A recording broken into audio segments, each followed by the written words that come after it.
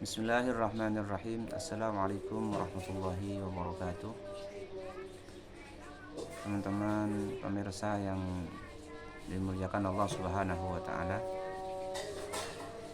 Pada kesempatan kali ini akan membahas tentang cara penetapan hilal atau tanggal 1, baik di bulan Ramadan maupun di bulan Syawal atau di bulan-bulan yang lain. Ini terkait dengan awal Ramadan ya, dengan awal Ramadan dan awal Syawal yang memang banyak terjadi perbedaan, banyak terjadi perselisihan, khususnya di negara kita di Indonesia. Jadi ini sudah permasalahan tahunan antara pemerintah dan Muhammadiyah itu selalu berbeda, atau lebih spesifiknya antara Muhammadiyah dan NU selalu berbeda dalam menetapkan hilal atau tanggal 1, baik di bulan awal bulan Ramadan ataupun di awal bulan Syawal. Ada dua cara yang digunakan ulama untuk menetapkan awal bulan atau yang disebut dengan hilal, disebut dengan apa? Dengan hilal. Atau lebih spesifiknya untuk menetapkan hilal bulan Ramadan dan hilal bulan Syawal, ulama menggunakan dua cara. Pertama ialah biru'yatil hilal, dengan meru'yah, melihat langsung hilal. Ru'yah di sini bahasa Arab yang diambil dari akar kata ra'a yara ru'yatan, yang artinya ialah melihat dengan mata telanjang atau melihat secara langsung. Melihat secara langsung di sini ima dia melihat dengan langsung ya, dengan melihat hilal langsung tanpa alat bantu, tanpa perantara apapun, seperti yang dilakukan oleh para sahabat-sahabat dulu di masa Rasulullah SAW. Seiring berkembangnya zaman, berkembangnya teknologi, maka muncullah alat-alat yang membantu untuk melihat hilal, yaitu yang disebut dengan teropong. Bisa hilal itu dilihat kalau bisa dilihat secara langsung dengan mata telanjang, atau dilihat dengan menggunakan alat bantu yaitu teropong tadi. Itu tetap dinamakan ru'yah. Jadi menentukan awal Ramadan ataupun awal Syawal, pertama ialah dengan cara apa? Ru'yah, dengan cara melihat langsung, melihat hilal secara langsung dengan mata telanjang ataupun dengan alat bantu yang merupakan alat teropong tadi itu. Apa dalilnya? Dalilnya ialah sabda Rasulullah sallallahu alaihi wasallam, aftiru sumu li ru'yatihi wa aftiru li ru'yatihi. Sumu, berpuasalah kalian semua, li ru'yatihi, karena melihat hilal. Wa aftiru, dan mukalah, berhentilah berpuasa, li ru'yatihi, karena melihat hilal. Hadis ini kemudian yang dijadikan dalil oleh mayoritas umat Islam dan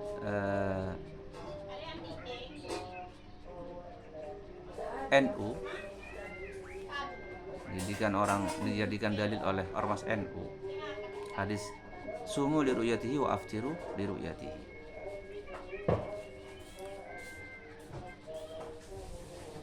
Karena dalam teks hadis ini sangat jelas sekali Rasulullah Shallallahu Alaihi Wasallam menggunakan redaksi ru'yah, berpuasalah karena melihat hilal, atau berhentilah berpuasa karena melihat hilal di bulan Syawal.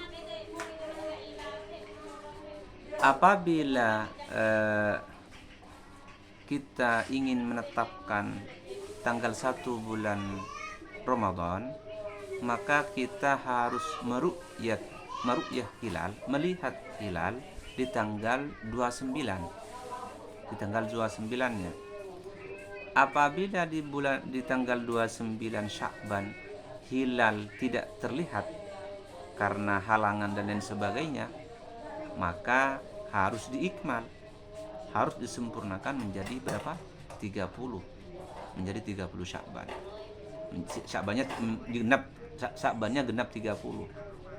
Seperti itu. Begitu juga Ramadan. Untuk menentukan tanggal 1 Syawal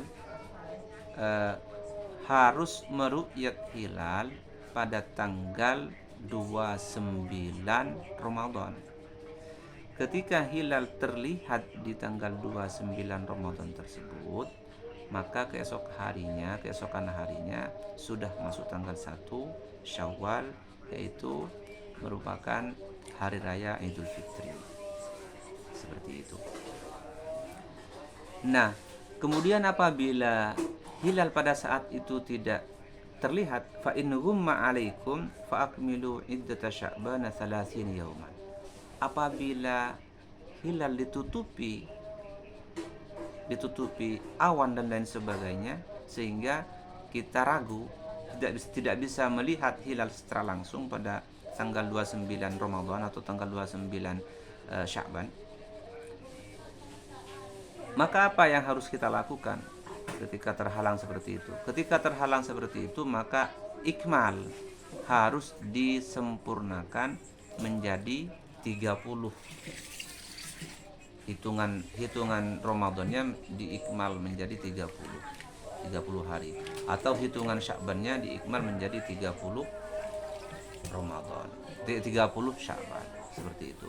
Ini praktek-praktek yang dipraktekkan oleh Rasulullah Shallallahu Alaihi Wasallam. Juga yang seperti ini yang dipraktekkan oleh para sahabat Rasulullah Shallallahu Alaihi Wasallam. Jadi Rasulullah dan para sahabatnya di tanggal 29 baik Sya'ban ataupun Ramadan, beliau meru'yah hilal, melihat hilal secara langsung di lapangan, di tempat tinggi ya, tempat yang tinggi, melihat hilal tersebut. Apabila hilal pada saat itu terlihat, meskipun satu orang yang melihat, asalkan bisa disumpah, bisa dipertanggungjawabkan dan orang itu adil, seperti itu ya, maka Rasulullah menjadikan itu patokan, dijadikan dalil. Maka orang-orang disuruh berpuasa semua oleh Rasulullah Shallallahu Alaihi Wasallam. Maka di beberapa hadis ya dijelaskan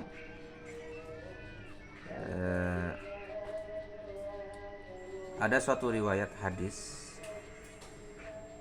yang diriwayatkan oleh Abu Daud, Tirmidzi, Nasa'i, Ibnu Majah, Ibnu Hibban, Hakim, an Ibni Abbasin radhiyallahu anhu. Qala, Ibnu Abbas berkata, waja'a Arabiyyun ila Nabi sallallahu alaihi wasallam. Pernah ada suku pedalaman, suku Arabi ini suku pedalaman, datang kepada Rasulullah sallallahu alaihi wasallam dan dia berkata, faqala inni ra'aitul hilal ya Rasulullah, saya melihat hilal ya Rasulullah, saya melihat hilal Ramadan. Faqala lahu Nabi sallallahu alaihi wasallam, maka Rasulullah bertanya kepadanya, atashhadu an la ilaha illallah, atashhadu anna Muhammadan Rasulullah, apakah kamu bersaksi bahwa tiada Tuhan selain Allah dan bersaksi bahwa Nabi Muhammad adalah utusan Allah?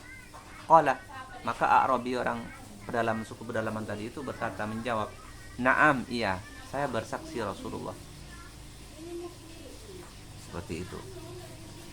Maka Rasulullah bersabda, qala Rasulullah sallallahu alaihi wasallam, ya Bilal, wahai Bilal, adzin fin nasi an yasumu ghadan. Adzin, umumkan, wahai Sayyidina Bilal, umumkan pada orang-orang, pada semua masyarakat bahwa besok berpuasa. Padahal ini orang A'rabi yang mengaku melihat hilal pada saat itu ya, pada tanggal 29 Sya'ban. Dia datang ke Rasulullah, kemudian mengaku melihat hilal Ramadan, tanggal 1 Ramadan. Kemudian disumpah oleh Rasulullah. Orang Arabi tadi itu disumpah, kalau dia berani bersumpah, bersaksi tiada Tuhan selain Allah dan Nabi Muhammad adalah utusan Allah, kemudian karena dia berani bersumpah, nah, ini dijadikan rujukan oleh Rasulullah, dijadikan patokan. Maka Rasulullah menyuruh Sayyidina Bilal untuk mengumumkan kepada semua umat Islam bahwa besok berpuasa. Ya Bilal, adzin fin nasi an yasumu wadan. Umumkan, sampaikan kepada mereka besok berpuasa. Banyak kejadian seperti ini ya.